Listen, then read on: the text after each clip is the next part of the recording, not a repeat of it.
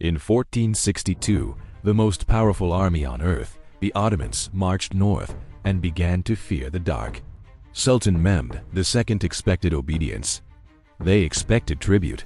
What they did not expect was a prince who turned war into terror. This was Wallachia, narrow roads, endless forests, perfect for a hunter. Its ruler was Vlad III. He refused to kneel down, and the Sultan chose to make an example of him.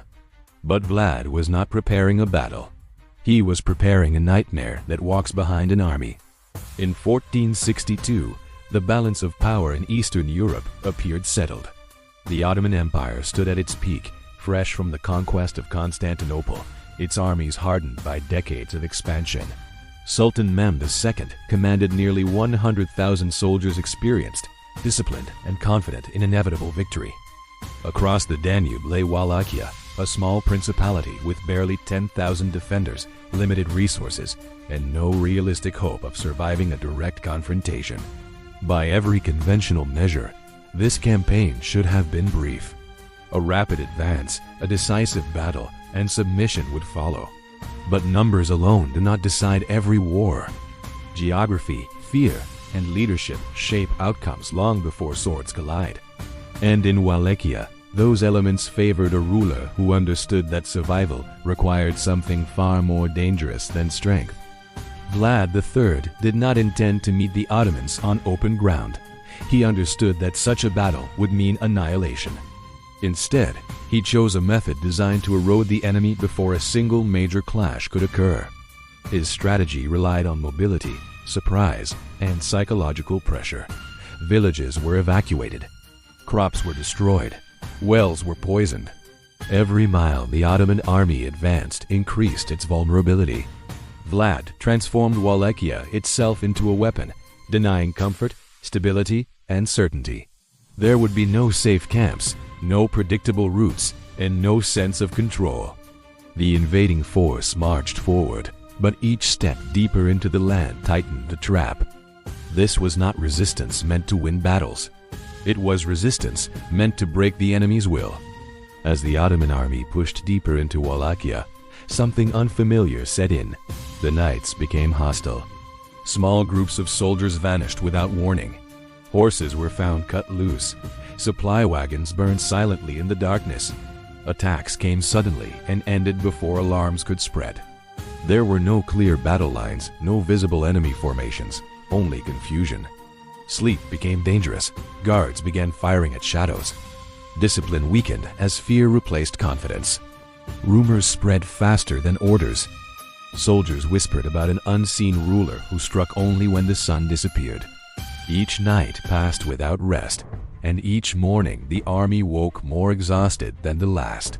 Vlad was no longer fighting their bodies. He was fighting their minds. Fear, once introduced, is difficult to contain. Ottoman soldiers began to hesitate before leaving camp. March slowed. Commands were questioned.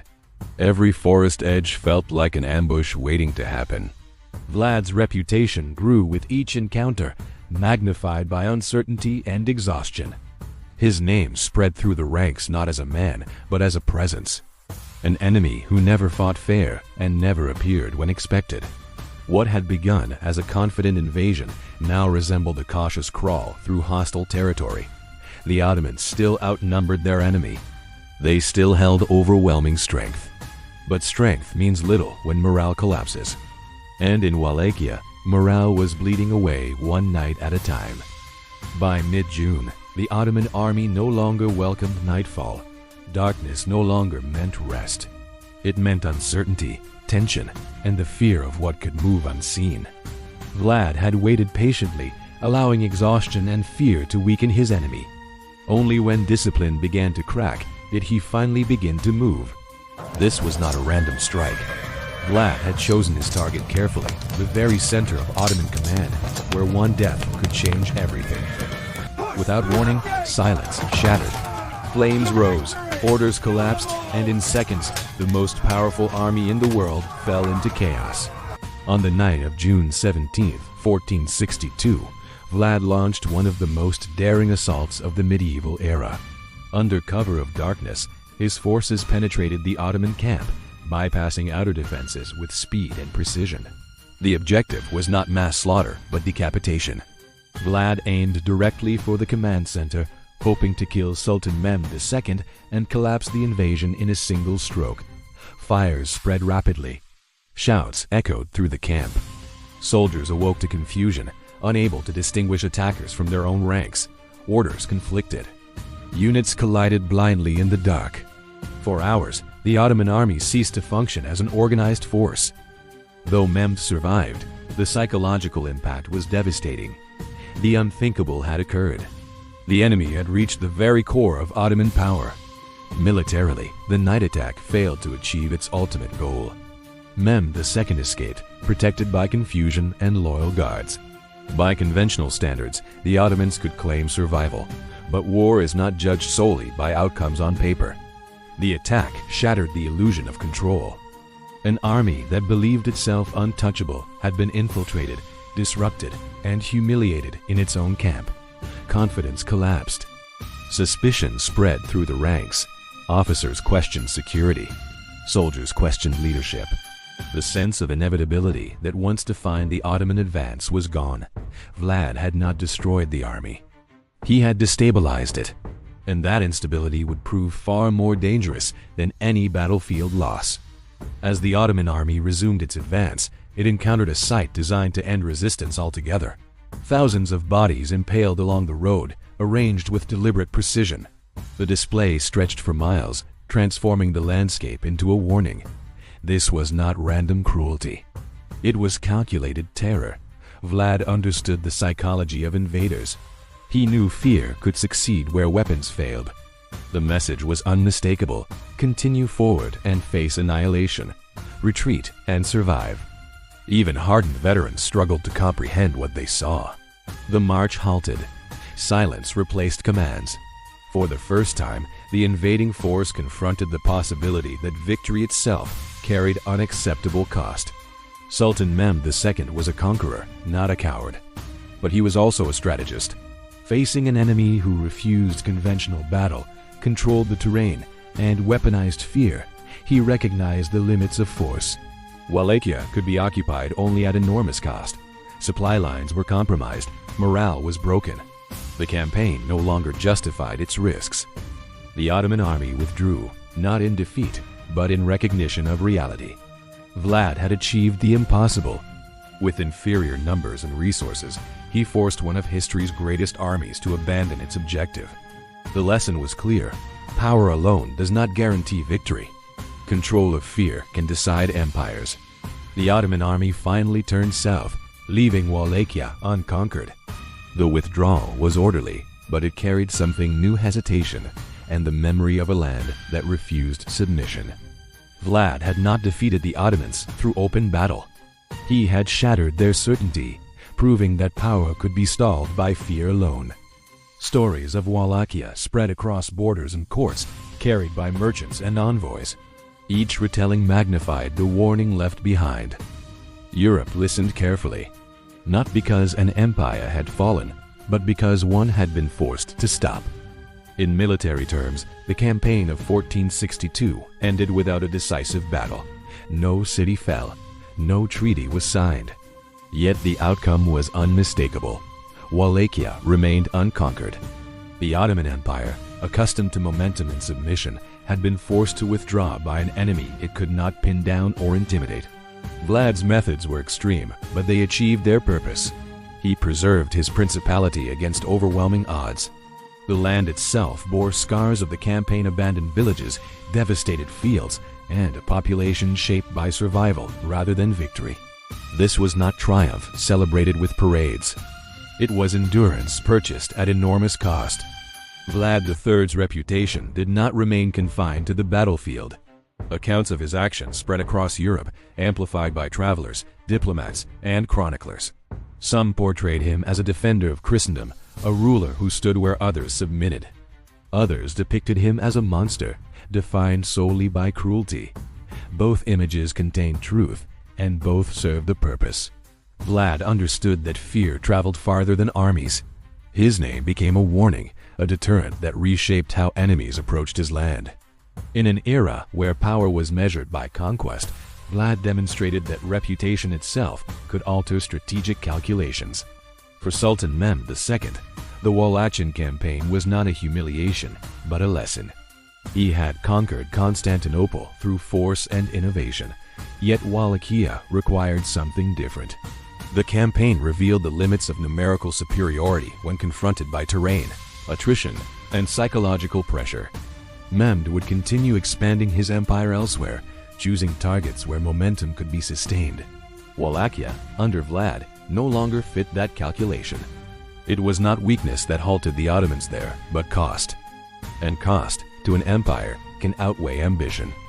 Vlad III did not live long enough to see how history would remember him. His rule ended in betrayal and death, not glory. Yet his campaign of 1462 endured as a case study in asymmetric warfare. He demonstrated that smaller powers could resist empires not by matching strength, but by redefining the battlefield itself. His methods remain controversial, his legacy divided. But one truth remains uncontested. For a single campaign, Vlad forced the Ottoman Empire to confront fear on its own terms and changed how war could be fought. The War of 1462 was not won by numbers, walls, or armies.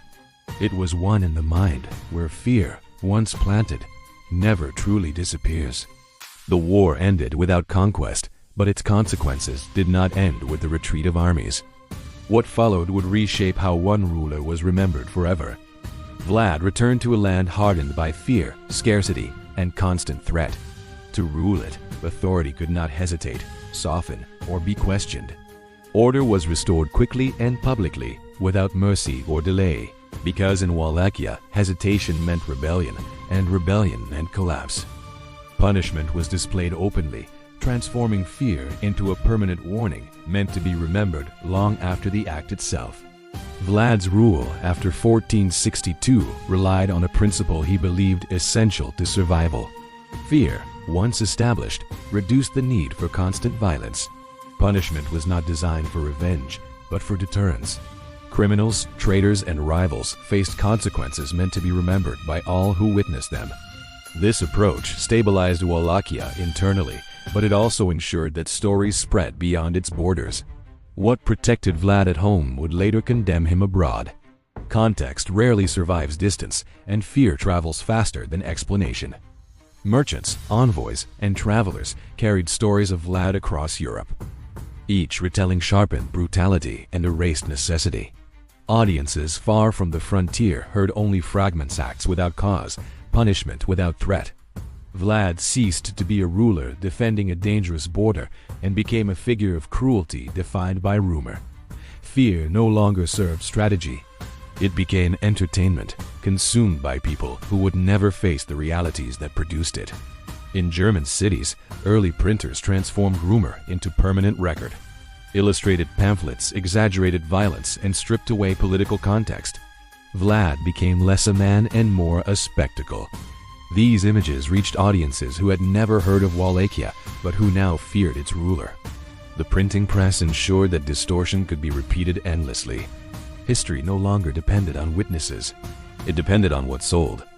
Over time, Vlad's name detached from the man himself. Dracula, once a title of lineage and authority, evolved into something darker within the European imagination. Centuries later, writers searching for inspiration would draw from these distorted accounts, not from history. The ruler faded. The monster endured. This transformation was not accidental. It was the final stage of fear traveling without context until legend replaced reality entirely. History leaves us with a question it never fully answers. Who was Vlad III, really? And why does his name still provoke fear centuries later? To some, Vlad was a defender who stood firm where others submitted, choosing resistance over survival through surrender.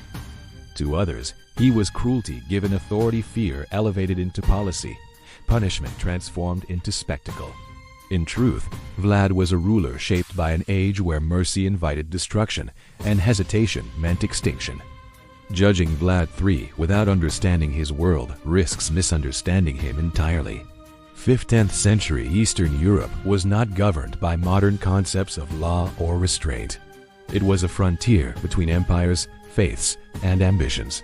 Survival depended on deterrence, reputation, and the ability to inspire fear in those who might invade or betray. Rulers who hesitated rarely lasted long. In this environment, violence was not an aberration. It was policy. Vlad's actions were extreme, but they were not born in isolation. They were shaped by a world that rewarded strength and punished restraint. Fear can defend a state, but it carries a cost. Vlad's methods stabilized Wallachia, yet they also isolated him. Allies were cautious. Rivals were relentless. Internally, obedience replaced loyalty. Order was maintained, but trust eroded. Fear does not distinguish between enemy and subject forever. Over time, it consumes both. Vlad's reign demonstrates the paradox of deterrence. What protects in the short term can undermine in the long term. Power achieved through terror is effective but fragile. History remembers complexity poorly. Legend prefers clarity. Vlad III existed between these extremes. The historical record shows a ruler responding to extraordinary threats with extraordinary measures. The legend remembers only the measures. Over centuries, fear proved easier to preserve than explanation. Writers, artists, and audiences selected the version that endured. Not because it was accurate, but because it was compelling. In the struggle between truth and memory, memory often wins.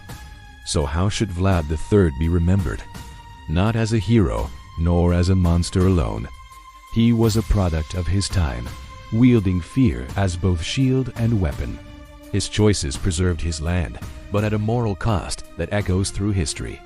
Vlad did not invent cruelty, nor did he transcend it. He understood it. And in understanding fear better than his enemies, he ensured his survival while surrendering his legacy to legend. History rarely gives us simple answers. Vlad III was not born a monster, nor was he merely a hero.